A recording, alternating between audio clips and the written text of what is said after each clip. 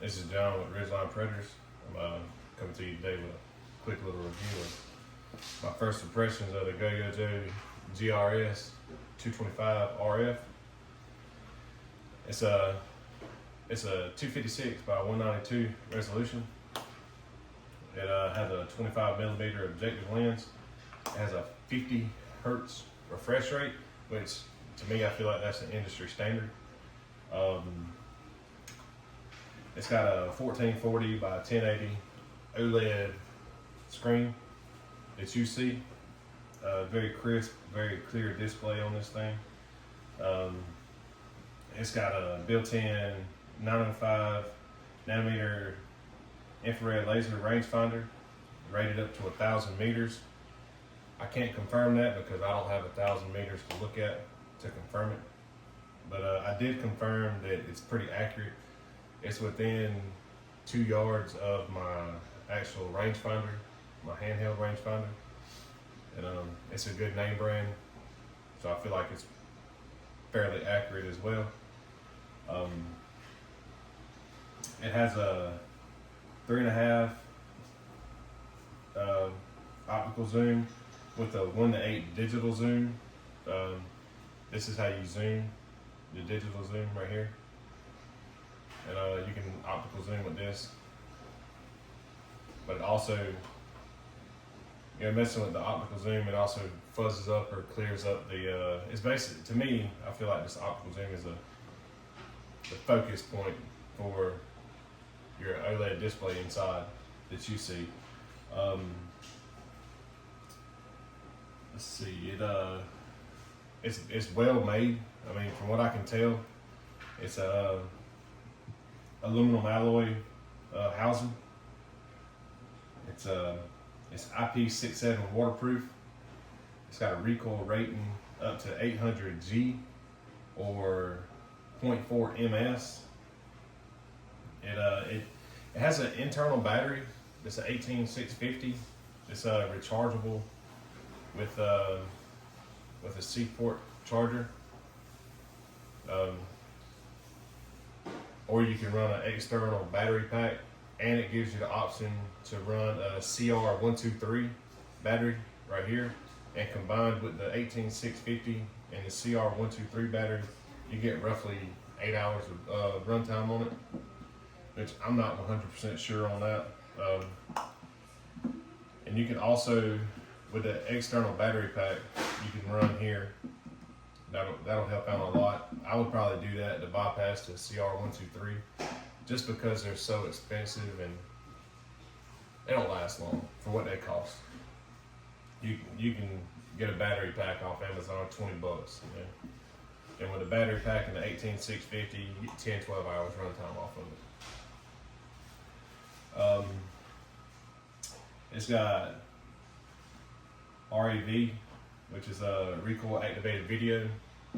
Basically, when you shoot, the recoil activates the video. It records.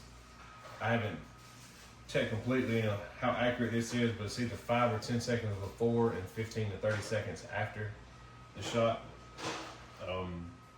It also has audio, but you do have to go into settings and cut the audio on.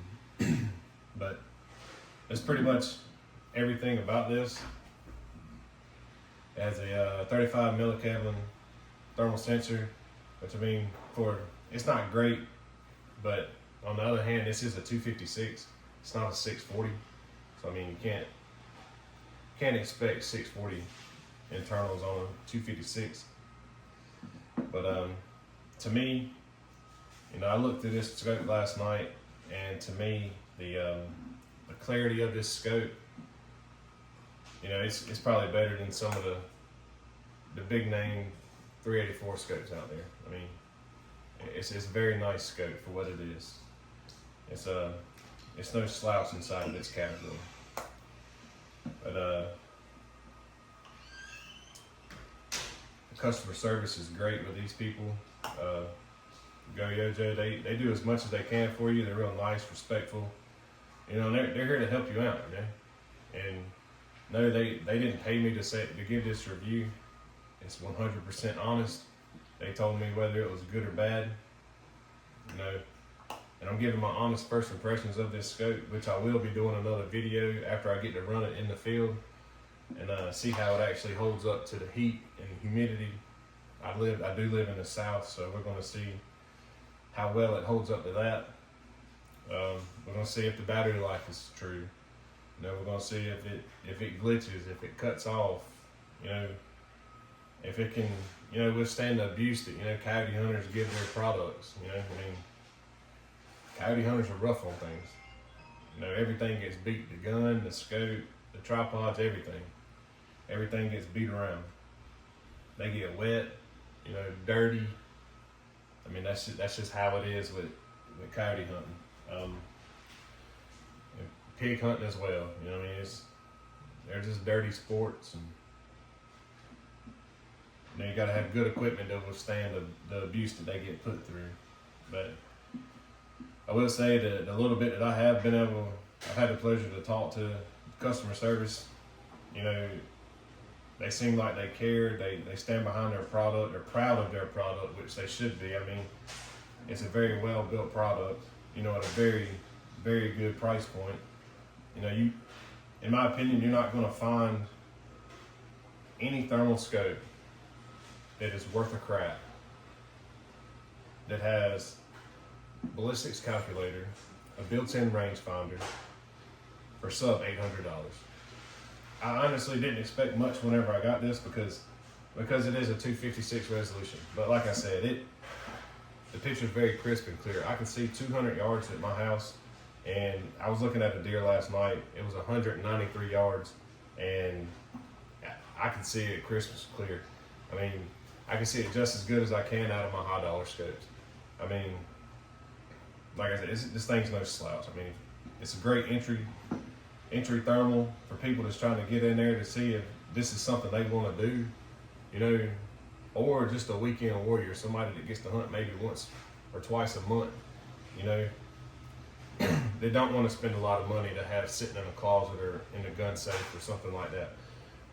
This is perfect. I mean, it has everything you want. Even though it's a 256 resolution, it is still very clear. You would have to just look through one of these to understand what I mean when I say it's very clear for what it is. I've looked through some guys' scopes that run some of the bigger name brands, and they're 256s, and they're garbage, man. They look like 160s.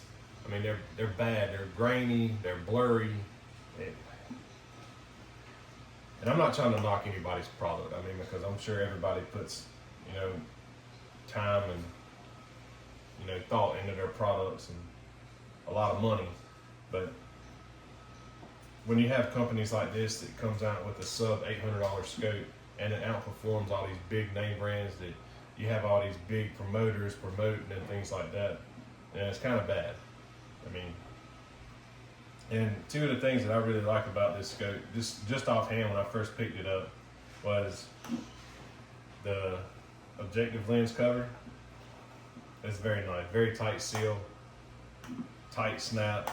I really like that. And I also like the fact of the screw on and screw off eyepiece. You see that on the higher end scopes. And a lot of scopes don't even come with this. Even some of the higher end ones don't. They just pop on, and people hate them because you lose them in the field, and you know, and then they want to charge you an arm and a leg for a little piece of rubber. You know, after you've been spent a few thousand on a scope, they want to try to kick you and get you to spend $100 for that little eye cup.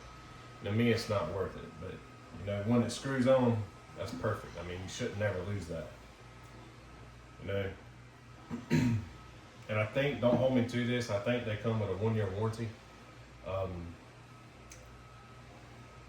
not 100% sure on that, but just speaking to the customer service, if you ever did have a warranty claim, I don't think they would give you any hassle on getting your unit replaced or fixed, whichever one will be cheaper. But I will get another video out in about a week or two after I've actually been able to use this scope for a while.